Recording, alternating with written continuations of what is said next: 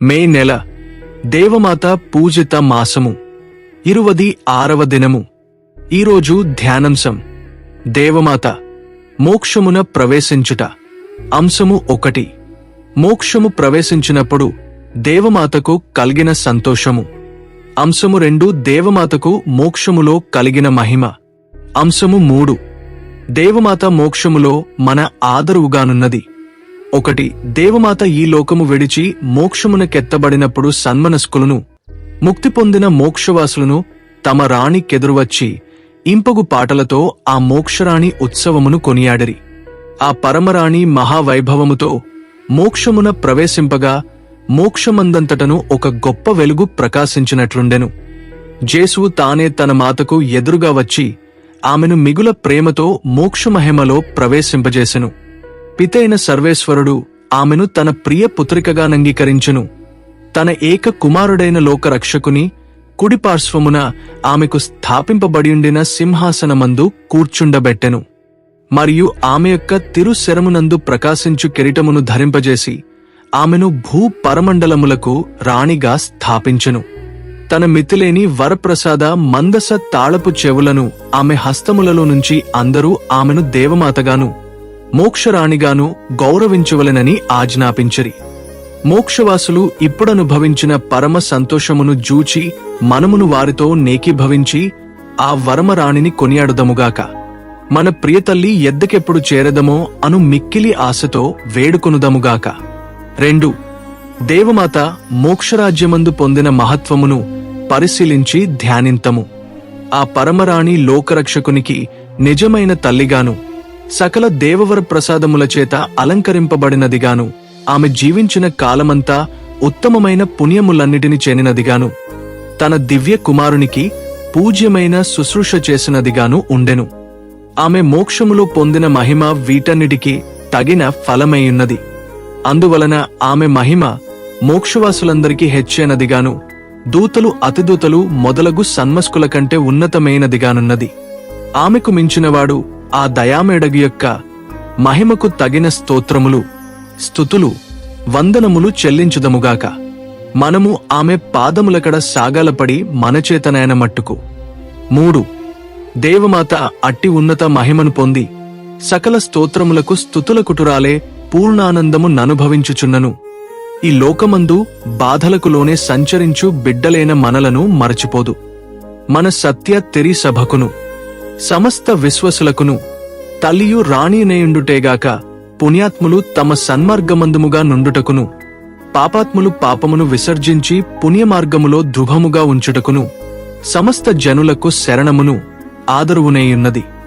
మన కొరకు నిరంతరము తన దివ్యకుమారుని యొద్ద చనువుగా మాట్లాడి తను ప్రార్థించువారికి లెక్కలేని వరములను ఉపకారములను గ్రహించుచున్నది. మనము ఆ దయగల తల్లమీద నిండు నమ్మకము ప్రేమ నుంచి ఆమెను ప్రేమించుచు సేవించుదముగాక. ఆమె మన తకాలమంతయు మనలను కాపాడి మరణ సమయమందు మనలను మోక్షరాజ్యములో చేర్చునట్టు మనవి చేయుదముగాక. అద్భుతము. దేవమాత యొక్క విశేష కృపచేత జూదుడగు అల్ఫోన్స్ రాటిస్బన్ అనువారు సత్యవేదములో చేరిన విధము తిరి సభయంతటను ప్రసిద్ధమైనది. అతడు జూదుల వేదమందు పెరిగి పెద్దవాడే జూదమతమునకే హత్తుకుని పోయినవాడు. అట్టివాడు 12 ఏళ్ల ప్రాయమునందే తన అన్నమీద మిక్కిలి కోపించును. ఎందుకన వాని కొన్న సత్యతిరిసభలో చేరి గురుపట్టము పొందెను. అందుకు అల్ఫోన్స్ రాటిస్బన్ అన్నను సత్యవేదమును దూషింప నారంభించెను. అయినను తన తమ్మునికి మంచి బద్ధి వచ్చినట్లుగాను అతని దుష్టబుద్ధి మారునట్లుగాను దేవమాతను వేడుకొనుడని అందరినీ బ్రతిమాలెను. కొంతకాలమునకు తమ్ముడగు అల్ఫోన్స్ పరదేశములను చూసి కడకు రోమాపురికి వచ్చి చేరెను. అచ్చటనుండునప్పుడు తానెరిగిన భక్తి విశ్వాసములుగల యొక్క దొరయొద్దకుబోయి అతని ఎదుట దేవదూషణలు సాగించెను.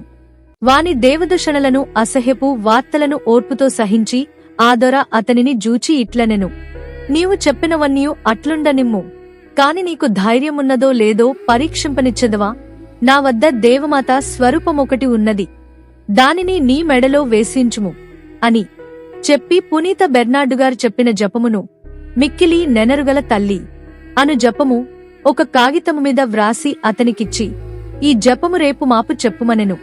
ఆ జూడుడు పరిహాసము చేసి నవ్వి దూషించినను ఆ దొర అతనిని బలవంతమున సమ్మతింపచేసెను. ఆ జపము తొలగిపోక ఎల్లప్పుడూ ఆ జూదుని మనస్సునందు వాక్కునందు ఉండెను. 2-3 దినములకు పిమ్మట అల్ఫోన్సు ఆ దొరతో ఒక గుడిలో ప్రవేశించెను. ఆ గుడిలో నుండెడు స్వరూపములను పటములను ఇద్దరు చూచుచుండగా ఏదో యొక్క పని కొరకు ఆ దొర బయటికి పోయెను. గుడిలో అల్ఫోన్సు ఒంటరిగా యుండగా అతనికి చెప్పలేనంత భయము దిగులు పుట్టినది. కన్నులెత్తి చూచెను. అంతటా మిఖాయేలు సన్మనస్కుని పీఠము మీద ఒక ఆశ్చర్యమైన కాంతి ప్రసరించెను. ఆ కాంతి కిరణముల మధ్యన చల్లని వెలుగుజ్యోతి గల్గి మిక్కిలి కరుణరస వదనముగలదే కన్యమరియమ్మ మహిమాన్వితయే అతనికి ప్రత్యక్షమాయెను. అతడు మెడలో వేసుకున్న స్వరూపమందు దేవమాత ఎట్లు ఉండెనో అట్లే కనబడెను. ఆమె అల్ఫోన్సును జూచి మంచిది యననట్లుగా చూచి ఒక్క మాటైనను చెప్పకనే అతని మనసునందు వేద సత్యములను అద్భుత విధమున నాట చిత్తగించెను. అంతటా అల్ఫోన్సు ఆ క్షణమందే ఒక పుస్తకమైన చదువకయు ఎవ్వని యొద్ద నేర్చుకునకయు వేద సత్యములను అన్నింటినీ చక్కగా నెరిగే పూర్ణ మనస్సుతో దేవమాత అంగీకరించుకొని తానింతకు ముందు దూషించిన వేదము నిజమని తెలుసుకొనెను. కన్య మరియమ్మ అదృశ్యమైన పిమ్మట అల్ఫోన్సు మిక్కిలి సంతోషముతో పీఠమునెదుట సాష్టాంగముగాబడి మిగుల దుమ్హఖముతో ఏడ్చుచుండెను. అంతలో బయటికి పనిమీద వెళ్లిన దొర తిరిగి వచ్చి అల్ఫోన్సు పీఠము ముందు సాష్టాంగపడి ఏడ్చుటను జూచి అతనిని లేపి నీకేమి సంభవించినదని అడిగెను. అప్పుడు అల్ఫోన్సు వినయుడై తాను కన్న దర్శనమును వివరించుచు మీరు నా మెడలో వేసిన స్వరూపము మీద నుండిన కన్యక నా కగుపడెను. గొప్ప పాపియైన నా మీద ఆమె కనికరించి నా హృదయమందు దేవవర ప్రసాదములను మెండుగా ప్రవహింపజేసెను. నేనిప్పుడు భాగ్యవంతుడనైతిని. నేనిప్పుడు జ్ఞానస్నానము పొందవలెనని ఏడ్చుచు చెప్పెను. అప్పుడాదొర అల్ఫోన్సును ఒక గురువు వద్దకు పిలుచుకుని పోయిను. కన్యమరియమ్మ చేతంతడు జ్ఞానస్నామునకు అవసరమగు అన్ని వేద సత్యములను నేర్చుకునియుండెను. కాబట్టి జ్ఞానస్నానమునకు పెక్కు దినములుండనవసరము లేకుండెను. కొన్ని దినములకు తర్వాత మంచి ఆయత్తము చేసి జూదుల వేదము త్యజించి జ్ఞానస్నానము పొంది తానవలంబించిన క్రీస్తు వేదమందు స్థిరముగా నడచుచు ఈ లోక భాగ్యము అన్నింటినీ త్యజించి గురుపట్టము పొంది మరణము పొందువరకు జూదులు మన సత్యవేదము ప్రవేశించినట్టుగా నెడతెగక ప్రయాసపడుచు వచ్చును. ప్రార్థన. లోకరక్షకుని తల్లి పరిశుద్ధమాత, మీరు నిత్యభాగ్య నిలయమగు మోక్షమున కెక్కిపోయినప్పుడు నిత్యమహిమ కిరీటము ధరించుకొంటిరి. మీరు ఉచితమైన పుణ్యములచేత సంపాదించిన గొప్ప సంభావనను గైకొంటిరి. మీ కొరకు స్థాపింపబడిన సింహాసనమందు కూర్చొంటిరి. ఇంతటి గొప్ప మహిమను పొందిన మీరు నీచులైన మమ్మును మరువక బిడ్డలవలె కాపాడుచు మాకెప్పుడునూ ప్రియతల్లగనుందురని మాకు తెలియను. తల్లిదండ్రులు లేని బిడ్డలవలనే ఈ నిర్భాగ్య లోకమందు తపించు మాకు సహాయమును ఆరటను దయచేయడు. మేము పాప ప్రవాహమందు కొట్టుకుని పోకుండునట్లు కాపాడుటకే వచ్చిన నావవలె నుండు మీ తిరు హృదయము శరణుజొచ్చి లోకపు తుపాను గాలులకు భయపడక మేము మీ సహాయము చేకుని మోక్షము చేరువరకు పదిలముగా నెలకొని యుండునట్లు అనుగ్రహించండి. ఆమెన్. దేవమాత శరణ కోరు జపము. మిక్కిలి నెనరుగల తల్లి, మీ శరణుగోరి పరుగెత్తుకుని వచ్చి మీ ఉపకార సహాయమునడిగిన వారిలో ఒక్కరైనను మీ వల్లన చేయి విడువబడినట్లు ఎన్నడునూ ఈ లోకంలో వినినది లేదని తలంచండి కన్యకలరాణి.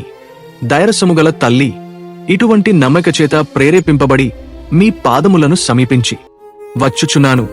నిట్టూర్పు విడిచి ప్రలాపించడు పాపనైన నేను మీ దయాళమునకు కాచుకుని మీ సముఖములో నిలుచుచున్నాను.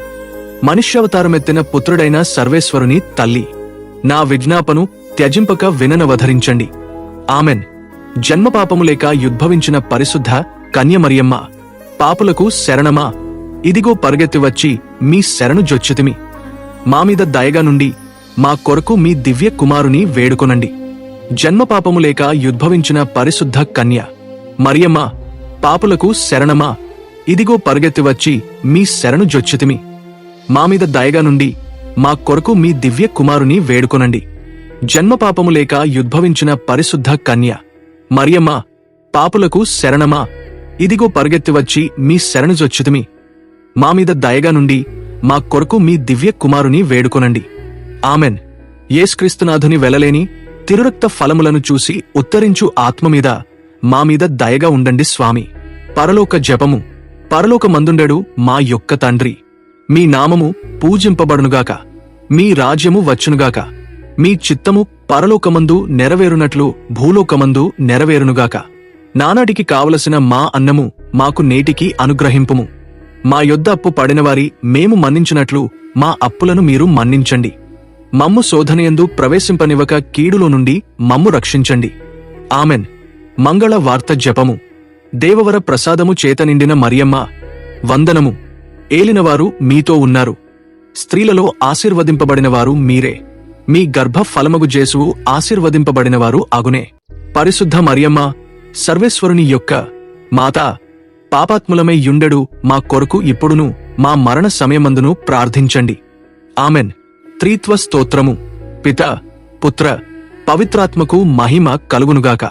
ఆదిలో కలిగినట్లు ఇప్పుడును ఎప్పుడును సదాకాలము కలుగునుగాక. ఆమెన్. పరిశుద్ధ ఫాతిమా జపమాల మాత, మా కొరకు వేడుకొనండి. పరిశుద్ధ ఆరోగ్య వేళాంగాణి మాత, మా కొరకు వేడుకొనండి.